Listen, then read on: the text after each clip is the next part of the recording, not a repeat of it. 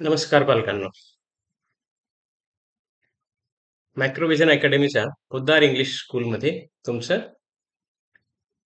हार्दिक अभिनंदन. मी doctor Vijay Patil, assistant government Ayurveda college Baramati, तसंच डायरेक्टर अथर्व अकॅडमी, जी BMS च्या विद्यार्थ्यांसाठी आहे. First year to final year पर्यंतच्या विद्यार्थ्यांना कोचिंग प्रोव्हाइड करते. आणि सेक्रेटरी मायक्रोव्हिजन अकॅडमीची Poddar English school, Gartad road, Chopda या ठिकाणी हे आहे. त्यासोबतच आई हॉस्पिटलच्या खाली प्री प्रायमरी सेक्शन जो आहे तो त्या ठिकाणी धनवाडी फाट्याजवळ आहे. तर नर्सरी वर्गात पालकांची भूमिका का महत्वाची आहे त्याविषयी आपण आज जाणून घेणार आहोत. बघा, नर्सरी वर्ग जो आहे अगदी सुरुवातीचा वर्ग त्या ठिकाणी हा म्हटला जातो. म्हणजे बालकाच्या शिक्षणाची सुरुवात, आणि ती सुरुवात जी आहे तीच मुळात प्रॉपर होणं अपेक्षित असतं. मुलाची पहिली शाळा म्हणजे घर असते आणि पहिला शिक्षक म्हणजे त्याचे आई वडील असतात. त्यानंतर येणारी पुढची जी पायरी आहे विद्यार्थ्याची, ती शाळा आणि शिक्षक, म्हणजे दुसरी शाळा जी आहे ती त्या ठिकाणी त्याची स्कूल असते आणि दुसरा शिक्षक त्या ठिकाणी तो शिक्षक असतो. म्हणून त्या दोन्ही गोष्टी तेवढ्याच महत्वाच्या आहेत.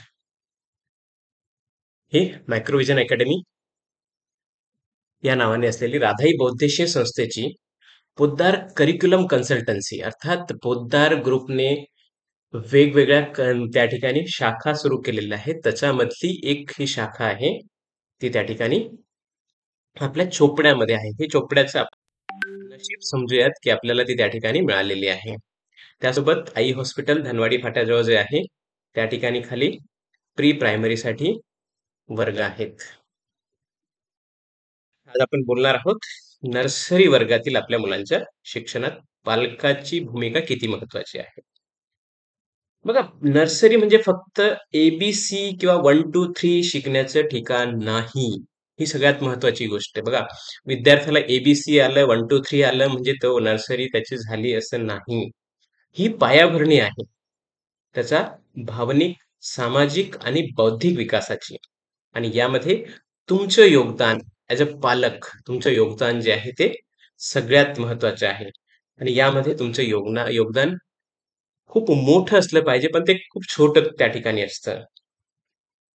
म्हणून मुलांना जेव्हाही तुम्ही त्या ठिकाणी बघा, 4 पार्ट मध्ये आपण ह्या गोष्टी समजून घेणार आहोत. पहिली गोष्ट आहे ती भावनिक सुरक्षा. मुलांना जेव्हा प्रेम, प्रोत्साहन आणि पाठिंबा मिळतो ना, तेव्हा त्यांना शाळेत आत्मविश्वासाने वावरता येतं आणि ते सहजपणे कोणाशी मैत्री करतात आणि शिकण्यामध्ये सुद्धा रस घेतात. आणि त्याचं काम जे आहे ते पालकांनी केलं पाहिजे. जसं बघा, हे पालक त्या ठिकाणी त्या बाळाला विश्वासात घेऊन प्रेमाने प्रोत्साहित करते, पाठिंबा देते, आणि तेच सगळ्यात महत्वाचं असतं. ते जर असेल तर विद्यार्थी काहीही करू शकतो, अगदी नर्सरी पासून, आणि तीच त्याची खरी सुरुवात असते.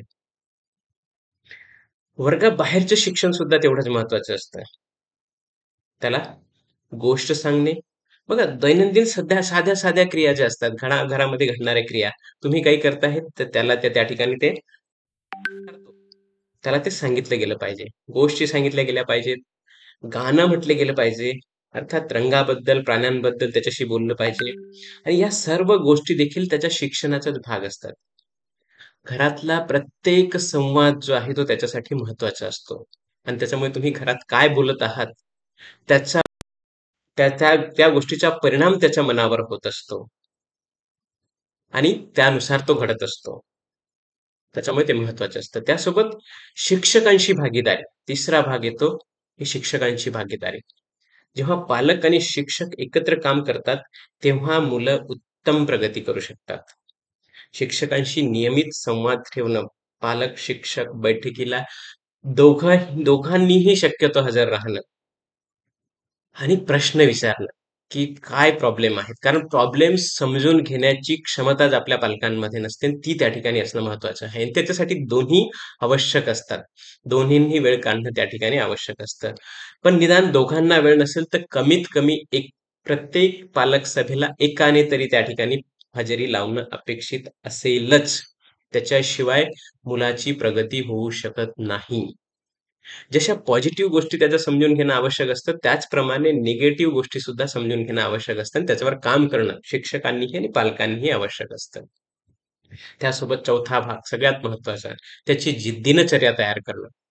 त्याला एक विशिष्ट वेळी उठायला लावणं, ब्रश करणं, अंघोळ करणं, ब्रेकफास्ट करणं, लंच, प्ले टाईम त्याचा ठरवणं, संध्याकाळचं डिनर, शाळेचा टाईम आणि ह्या सगळ्या गोष्टी करताना त्याला खेळण्यासाठी आणि त्याची रूम क्लीन करण्यासाठी किंवा त्याचा एरिया जो खेळण्याचा एरिया आहे तो त्या ठिकाणी क्लीन करणं, ह्या सगळ्या गोष्टी आणि वेळेवर झोपणं, हे सगळ्या गोष्टी डेली शेड्यूलमध्ये आवश्यक आहेत.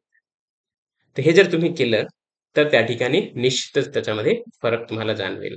त्यासोबत त्याचा बघा स्क्रीन टाईम त्याचा नियम सुद्धा त्या ठिकाणी ठेवला पाहिजे. पौष्टिक आहार त्याला दिला गेला पाहिजे आणि हे जर झालं, तर त्या ठिकाणी त्याची प्रगती निश्चित होणार आणि ती प्ले ग्रुप नर्सरी पासून आपल्याकडे प्ले ग्रुप साठी सुद्धा ऍडमिशन्स असतात. 2 ते 3 वर्षाच्या मुलांसाठी प्ले ग्रुप, 3 ते 4 नर्सरी, 4 ते 5 ज्युनियर केजी आणि 5 ते 6 सीनियर केजी आणि त्याच्या वयानुसार त्याचा अभ्यासक्रम जो आहे तो पोद्दार ग्रुपकडनं पोद्दार जम्बो किड्सचा त्या ठिकाणी तो अभ्यासक्रम असतो, ज्याची शहरांमध्ये फीस कमीत कमी 50,000च्या वरती आहेत आणि आपल्याकडे त्याच्या त्या ठिकाणी 1/3 अगदी 1/3 फी मध्ये म्हणजे तिसरा हिस्सा 30-35% मध्ये तुम्ही त्या ठिकाणी त्याचं तो अभ्यासक्रम शिकू शकतात.